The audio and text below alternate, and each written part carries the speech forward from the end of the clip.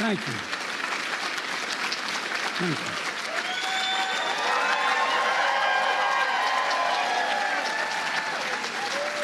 Thank you.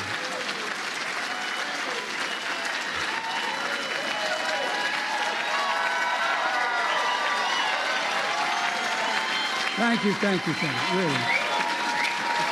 Thank you. Please. Please.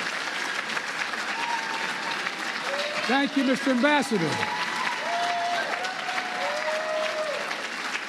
Mr. Ambassador, thanks for that introduction, and above all, for your friendship over the years. There's literally one word that comes to mind every time I think of Andy Young. The word's integrity, absolute integrity. And thank you to the Johnson family for carrying forward the legacy of a truly great president and first lady.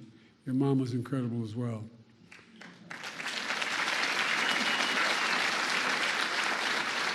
The same goes to Mark Upgrove, president of the LBJ Foundation.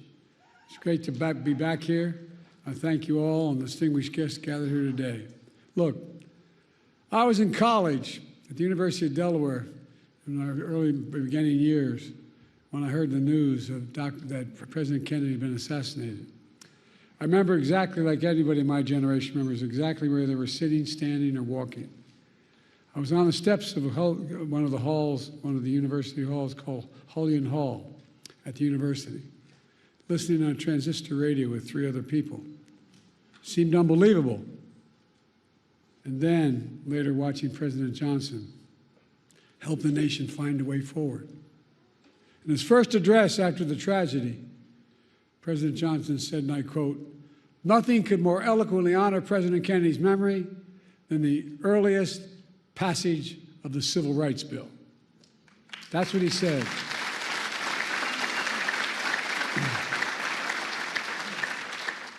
As a kid coming up, I always admired President Johnson for his public service, whether it was a school teacher in South Texas, master of the United States Senate, historic vice president and president. His philosophy was simple. In a great society, no one should be left behind. He'd say, it's time for us to come to see that every American gets a decent break and a fair chance to make good. And as Andy Young said, President Johnson met repeatedly with the civil rights leaders and built a coalition to bring that vision to life. And he did. He brought it to life. Over 50 years, the LBJ Foundation has convened this symposium to reflect one of the crowning achievements, the Civil Rights Act of 1964, a defining moment that has since opened doors of opportunities for all Americans, regardless of race, sexual orientation, gender identity, religion, national origin. Together with the Voting Rights Act and the Fair Housing Act, these 3 landmark laws he signed are remarkable in their scale and their scope. Taken together, these 3 acts have made this nation fundamentally more fair, fundamentally more just, and most importantly, fundamentally more consistent with our founding principles. For real. And we're a better nation because of them. We must be clear.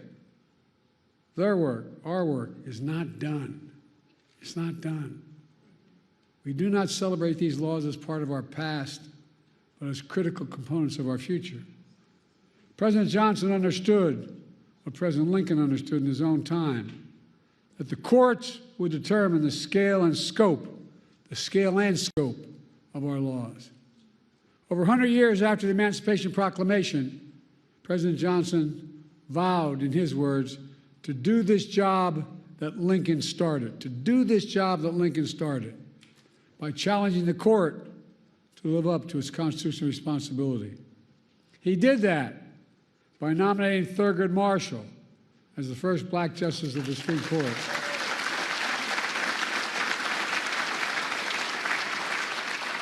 And by aggressively defending civil rights throughout the courts. But now we live in a different era. In recent years, extreme opinions that the Supreme Court has handed down have undermined long-established civil rights principles and protections. In 2013, the Supreme Court in Shelby County case gutted the Voting Rights Act, opening the floodgates to a wave of restrictive voting laws that have seen states across the country pass. In 2022, the court overruled Roe v. Wade and the right to choose that had been the law of the land for 50 years. 50 years. The following year, the same court eviscerated affirmative action, which had been upheld and reaffirmed for nearly 50 years as well. And now, there's an extreme movement and agenda called Project 2025. Well, by the way, they're serious, man. They're planning another onslaught attacking civil rights in America. For example, Project 2025 calls aggressively attacking diversity, equity, and inclusion across all aspects of American life. This extreme MAGA movement even proposes to end birthright citizenship. That's how far they've come. End birthright citizenship, which if you're born in America, you're an American citizen. That's how extreme these guys are. This issue and so many other civil rights that Americans take for granted are likely to come before the court in the years to come. And most recently and most shockingly, the Supreme Court established in Trump versus the United States a dangerous precedent. They ruled, as you know, that the President of the United States has immunity for potential crimes he may have committed while in office. Immunity. This nation was founded on the principle there are no kings in America. Each of us is equal before the law. No one is above the law. And for all practical purposes, the court's decision almost certainly means that a president can violate their oath, flout our laws, and face no consequences. Here's what Justice Sotomayor, Supreme Court Justice, wrote in her dissent, and I quote, "Under the majority's reasoning, the president now will be insulated from criminal prosecution. Orders a Navy SEAL Team 6 to assassinate a political rival. Immune. Organizes a military coup to hold on to power. Immune. Takes a bribe in exchange for a pardon. Immune. In every use of official power, the president is now a king above the law." Just what Justice Sotomayor wrote in her dissent. Folks, just imagine what a president could do in trampling civil rights and liberties given such immunity. The court's being used to weaponize an extreme and unchecked agenda. This decision is a total affront to the basic expectations we have for those who wield the power in this nation, that they are expected to be wholly accountable under the law. The president is no longer constrained by the law, and only limits on abuse of power will be self-imposed by the president alone. That's a fundamentally flawed view and a fundamentally flawed principle, a dangerous principle. On top of its extreme decisions, the court is mired in a crisis of ethics.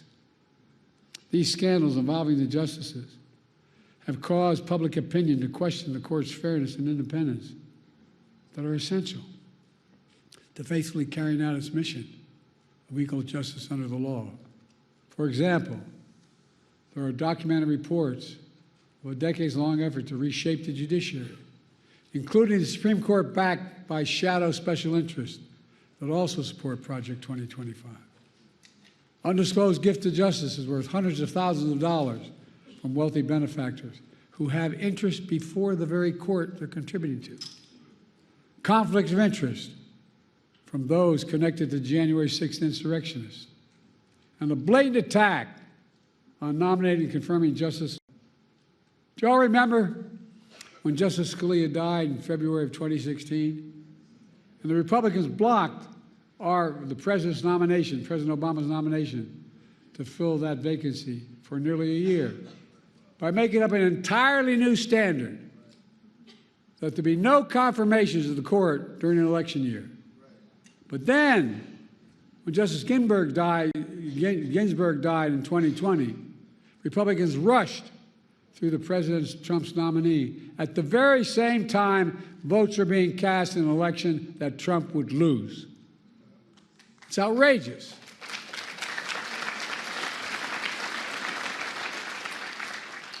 I know I don't look it, but I served in the Senate for 36 years, including as chairman and ranking member of the Judiciary Committee. I've been told that I've overseen more Supreme Court nominations as senator, vice president, and president than anyone in history, anyone alive today, I should say. I have great respect for our institutions and the separation of powers laid out in our Constitution. But what's happening now is not consistent with that doctrine of separation of powers. Extremism is undermining the public confidence in the court's decisions. As soon as I came to office, I convened a bipartisan presidential commission on the Supreme Court of the United States, comprised of leading constitutional scholars, both liberal and conservative, to provide recommendations on potential reforms to the court. I've been careful in these deliberations because these are serious, serious decisions. In the face of increasing threats to American democratic institutions, I used the Commission's analysis, and today I'm calling for 3 bold reforms to restore trust and accountability to the court and our democracy. As the press shouted to me as I got off Air Force One, the Republican Speaker of the House said, "Whatever he proposes is dead on arrival." Well, I think his thinking is dead on arrival.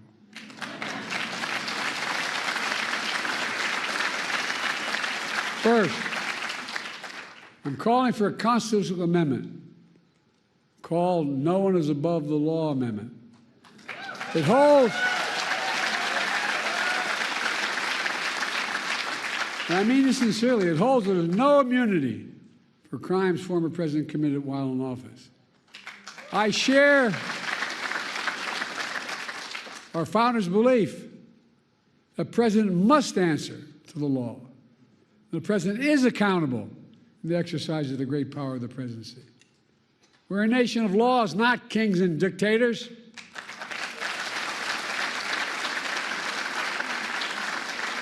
The decision can be boiled down to the title of one case, Trump versus the United States. The court asserted it was making a ruling for the ages. That isn't true. The court made a ruling for one, a former president. No other president in our history has asked for this kind of immunity for criminal actions. And no president, no former president, not me, not one, has and should have been given any exception to this with such immunity. The second thing I'm asking for, we've had term limits for presidents of the United States for nearly 75 years after the Truman administration. And I believe we should have term limits for Supreme Court justices of the United States as well.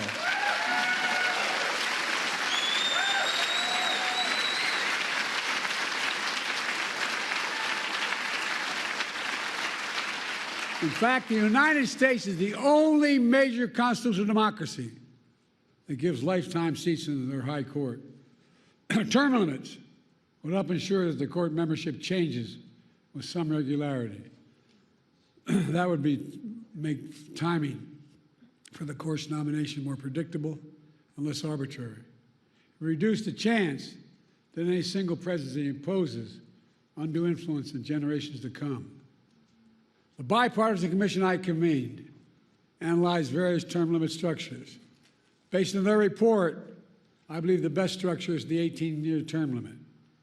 That would help ensure the country would not have what it has now, an extreme court that's the product of an attack on the confirmation process that's been weaponized by those seeking to carry out an extreme agenda for decades to come.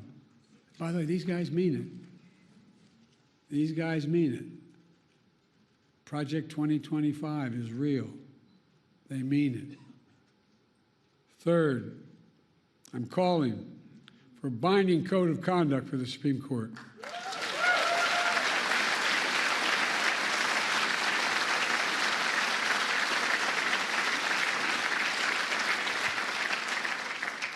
Supreme Court's current ethics code is weak and, even more frightening, voluntary.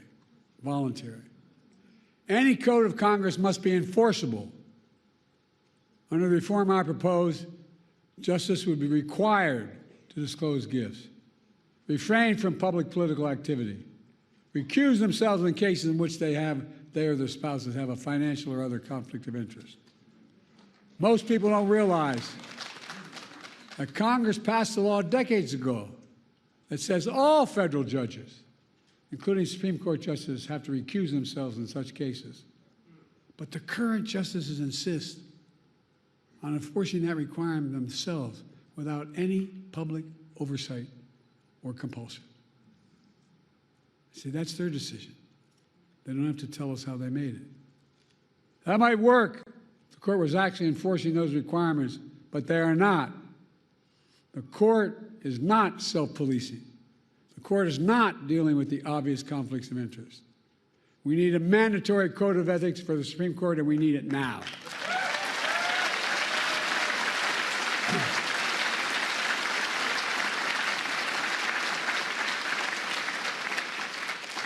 My fellow Americans, based on all my experience, I'm certain we need these reforms. We need these reforms to restore trust in the courts, preserve the system of checks and balances that are vital to our democracy. There are also common sense reforms that a vast majority of the American people support, as well as leading constitutional law scholars, progressives, and conservatives. I look forward to working with the Congress to implement these necessary reforms. A number of members of Congress are here today. Let me close with this. President Johnson signed the Civil Rights Act of 1964 just 2 days before the 4th of July. He said in that bill signing, and I quote, "This is a proud triumph, yet those who founded our country knew the freedom would be secure only if each generation fought to renew and enlarge its meaning," end of quote. That's what I've tried to do throughout my career, inspired by the cause of civil rights.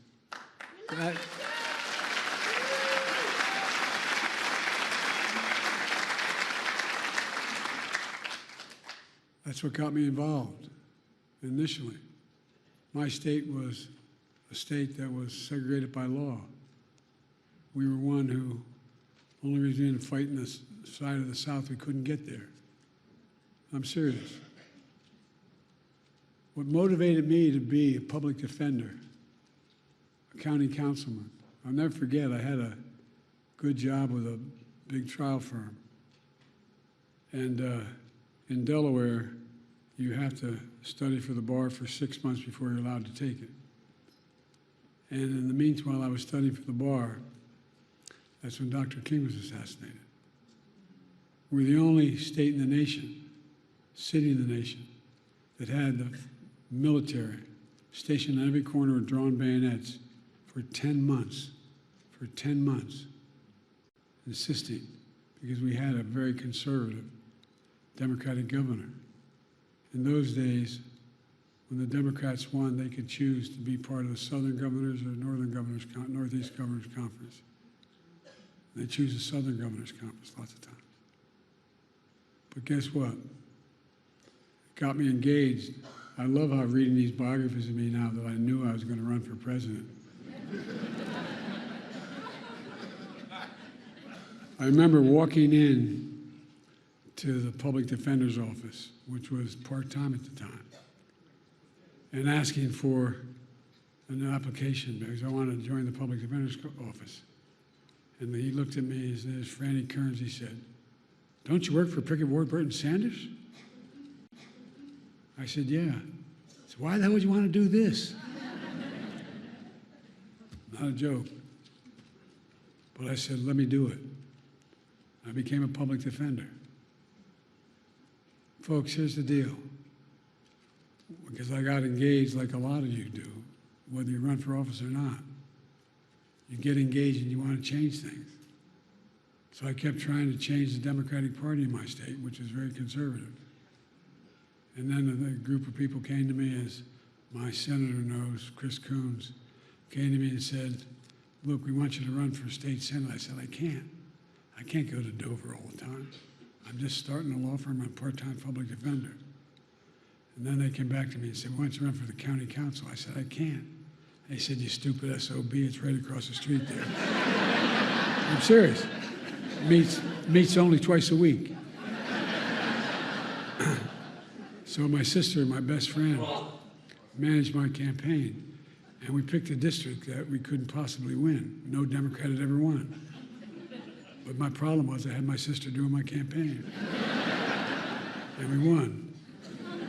Next thing I know, I was part of a group assigned as young senators, young elected officials, to try to bring the party around to get someone to run for the United States Senate. And I was put on a commission. When you're the young lawyer, you get to turn the lights on and off after every meeting. And so I remember going down to the Democratic convention, off year, in Dover, Delaware. And after the afternoon session, went back and I was in my room. Just a nice motel you just drive up to, get out and walk in your door there. And you know, an 8x10 bathroom, a shower, and a stall. And I had my towel around me and the shaving cream on my face, and they were bam, bam, bam at my door. And I thought it was the guys that came down with. The guy was had a talk show named Bob Cunningham, was a big civil rights guy, and two others. So I thought it was them. I walked to open the door. There was a former governor, former Supreme Court justice, swear to God, the state chairman, and the former congressman. And they said, we just had dinner. I said, I'm sorry, gentlemen. I walked in, I ran to the bathroom, shake the shave grip, thinking I could put something on there with anything here. I walked back out with a towel. I'm standing against a nail, a desk nail to the wall, and they're on the beds that are nailed to the headboards are nailed to the wall. Four of them sitting across. I said, Joe, we were thinking you should run for the United States Senate. I said, gentlemen, are you serious? And they went on and made their case. I hope all of you had a professor as enlightened as mine. I had one professor named Dr. Ingersoll, my political philosophy professor, at the University of Delaware, which is between Dover and where I was going home. So I called him, I could stop by and see him. And I said, what do you think I should do? He said, Joe, remember what Plato said. I'm thinking, what the hell did Plato say? Seriously. So Plato said, the penalty good people pay for not being involved in politics is being governed by people worse than themselves. Went home and spoke to my deceased wife. She said, look, Joe, you're working 40 hours a week trying to set up a law firm, and you're working 40 hours a week as a public defender. Get in or get out. Next thing you know, I was running. Nixon won my state by 60% of the vote. We won by a staggering 3,800 votes. My point is,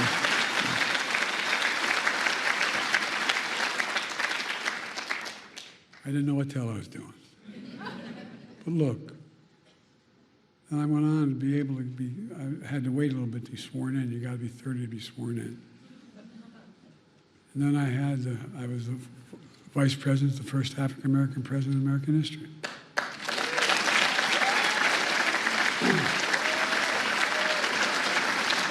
Now I'm president to our first woman vice president.